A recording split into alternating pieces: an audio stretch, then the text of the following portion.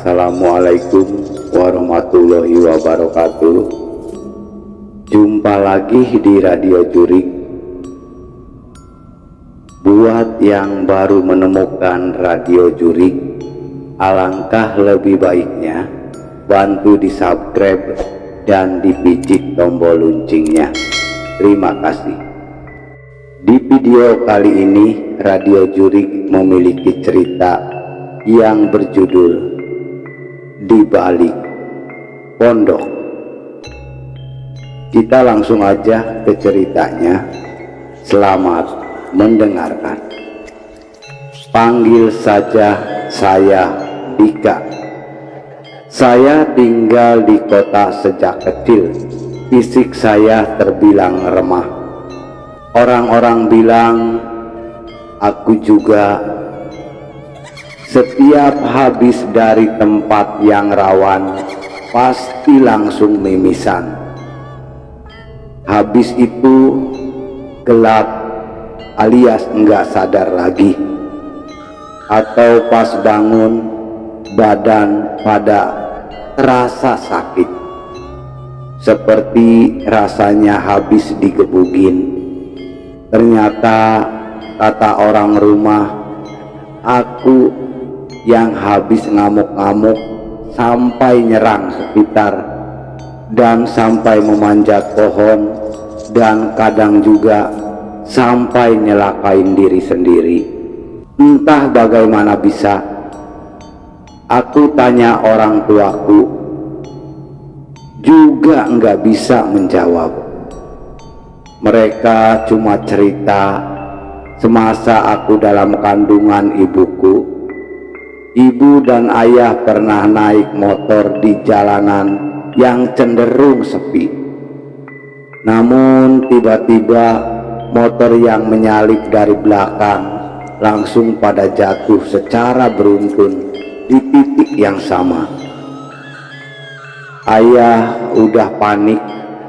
Dia mencium aroma wewangian kembang, entah dari mana asalnya. Tapi untungnya pas giliran orang tuaku lewat, mereka jadi satu-satunya motor yang enggak jatuh. Semua orang pada ngeliatin ayah dan ibuku. Motor mereka terus berjalan dengan penuh hati-hati. Dari situ sudah mereka merasa seperti ada satu motor yang terus mengikuti, tapi enggak pernah menyelip ke depan. Ketika ayah melambatkan laju motor ayah sempat berpikir negatif, sampai ayah memberhentikan motor dan orang tersebut untuk bertanya kenapa mengikuti. Kalian tahu, orang itu bilang dari tadi sebelum motor-motor jatuh, dia udah melihat ada kuntilanak yang terbang mengikuti motor orang tuaku yang sedang melaju. Orang itu berpesan pada ayah untuk hati-hati. Itu kejadian pertama. Setelah itu kejadian lainnya yang diingat ibu ialah ketika usia kandungannya sudah besar. Tengah malam ibu terbangun dari tidur. Saat dia bangun, dia kaget melihat ada sosok nenek-nenek kurus merayap di atap rumah dengan lendir yang menetes. Sontak ibu sampai balik badan tengkurap, seolah lupa kalau dia lagi hamil besar. Singkat cerita, aku lahir dan tumbuh menjadi anak yang sakit-sakitan sampai sekitar usia 9 tahunan. Dari situ fisikku perlahan membaik, tapi di situ juga seingatku pertama kali aku melihat sosok mereka yang aneh-aneh dan mulai sering kerasukan. Aku sakit setiap kali habis kerasukan. Ketempelan makhluk halus, rasanya tuh capek banget.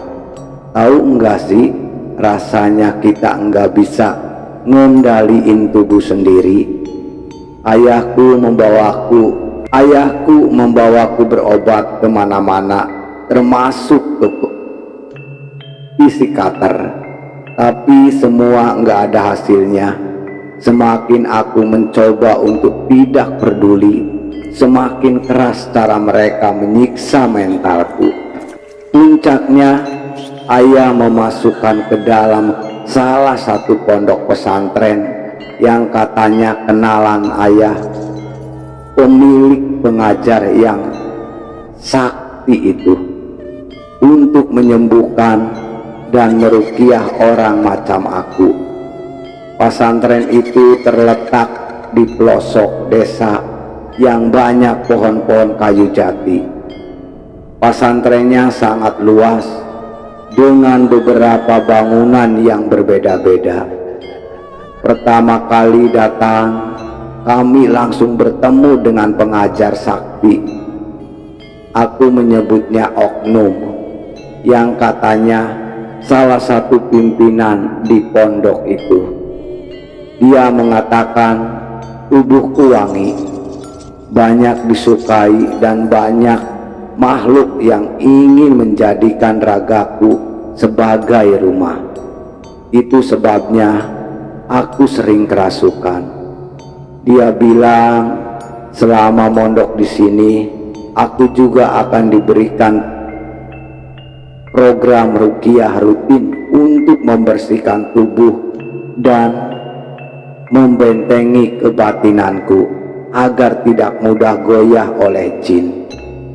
Mulanya aku takjub dengan perkataan beliau dan sempat percaya bahwa aku masih punya harapan untuk sembuh dan jadi normal.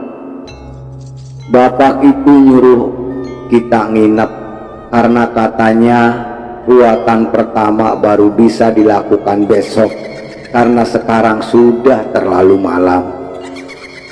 Kita disiapkan kamar khususnya yang mirip bangunan pendopo. Kamar kita berseberangan langsung dengan musola pondok. Malam itu aku kebangun tengah malam. Rasanya kamar jadi pengap, padahal udara di luar cenderung dingin karena lokasi pondok ini ada di dataran tinggi. Aku berniat untuk membuka jendela agar angin masuk, tapi pas mau kubuka jendela di musola, aku melihat perempuan bermukena merah sedang sholat sendirian. Semuanya tampak normal sampai aku sadar kalau perempuan itu sholat menghadap yang berlawanan dengan arah kiblat. Di situ aku panik, rasanya ada yang enggak beres. Pas aku lihat lagi, perempuan itu sudah dalam posisi berdiri, wajahnya menempel di kaca, tersenyum lurus kepadaku. Kalau ingat kejadian itu masih merinding. Sepanjang malam aku nggak bisa tidur karena mendengar suara rintihan perempuan minta tolong. Aku mencoba mengabaikan sekuat tenaga karena enggak mau ketarik ke dalam permainan makhluk itu.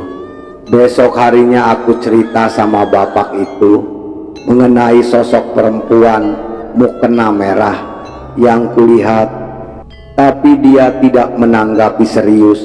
Sampai setelah bada isya aku mulai melakukan ruqyah.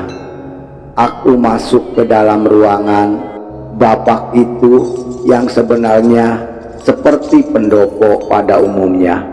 Ada kamar mandi di dalam yang lantainya terbuat dari batu kali. Aku dimandikan di sebuah bak besar, airnya sudah penuh sama kembang. Di sini aku merasa di sekitarku padat sesak, tapi aku nggak bisa melihat mereka. Cuma jelas banget aku merasa diperhatikan dari berbagai arah. Entah kenapa aku mulai ketakutan. Habis diguyur beberapa kali, aku langsung diminta pakai baju tanpa mengeringkan badan terlebih dahulu. Kemudian aku mulai dibacakan ayat-ayat doa. Nah, pada saat Bapak ini membaca ayat-ayat doa, aku mendengar suara Bapak ini jadi ramai, seperti banyak yang mengikuti suaranya, bergema dari berbagai sisi. Seketika aku mual. Di momen ini aku mulai melihat asap-asap padat yang seperti berlomba-lomba masuk ke dalam tubuhku. Asap-asap itu semakin pekat seiring doa yang dibaca. Di situ aku melihat sosok perempuan mukena merah itu lagi. Wajahnya separuh hancur, lehernya sobek.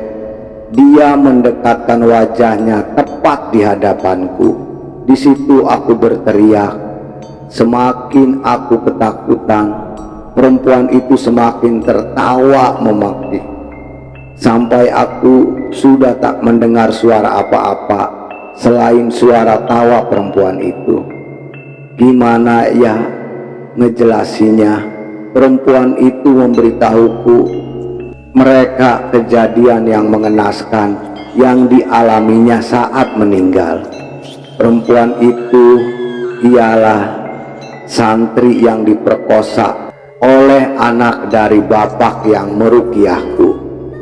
Santri itu meninggal bunuh diri dan kasusnya ditutupi oleh bapak ini yang menjabat sebagai pimpinan pondok karena tidak ingin nama baiknya tercoreng. Aku sebenarnya tidak ingin mencampuri urusan mereka. Di situ badanku sakit banget rasanya karena banyak dari mereka yang mencoba masuk ke badanku, yang aku yakin diperantarai oleh bapak ini. Aku minta berhenti tapi tidak diperdulikan. Sampai aku udah enggak kuat dan aku spontan bilang ke dia, enggak usah sok suci, didik anak bapak yang benar, baru didik orang lain. Pemerkosa kok ditutupi, dia harus bertanggung jawab. Tiba-tiba bapak itu berhenti, dia seperti tersinggung. Ayahku bertanya ke aku, apa yang maksud ucapanku? Ya, aku jelasin apa adanya sebagaimana yang aku lihat. Habis itu ruqyah dihentikan.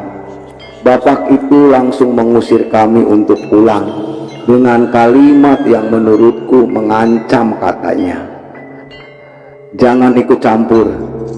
Sejauh apapun kalian berada, saya bisa cari kalian.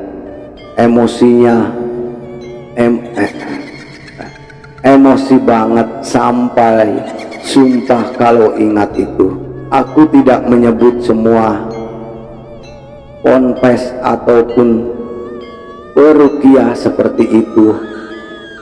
Itu mungkin hanya oknum yang kebetulan aku lebih sering ketemu sama mereka yang menyimpang memanfaatkan agama untuk kepentingan pribadi. Kasihan, niat ruqyah, niat mau sembuh, malah ditambah tujuan apa? Supaya adanya makhluk milik mereka di tubuh kita. Itu hanya ingin membuat tubuh kita merasa lebih baik, sementara setelah itu kembali kumat sesuai dengan kontrol dari yang bersangkutan. Tujuannya ya untuk bikin kalian balik lagi, berobat lagi, begitu terus menerus.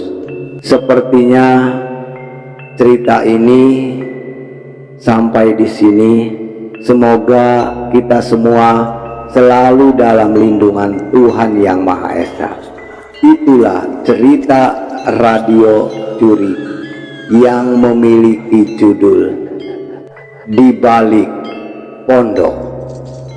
Semoga cerita ini bisa menghibur teman Radio Juri semuanya alangkah lebih baiknya sebelum meninggalkan Radio Jurik bantu di subscribe dan dipijit tombol loncengnya agar bisa mengikuti cerita-cerita Radio Jurik yang lebih ceram dan yang lebih seru lagi. Terima kasih buat yang udah subscribe. Buat teman Radio Jurik semuanya, selamat beraktivitas dan tetap semangat.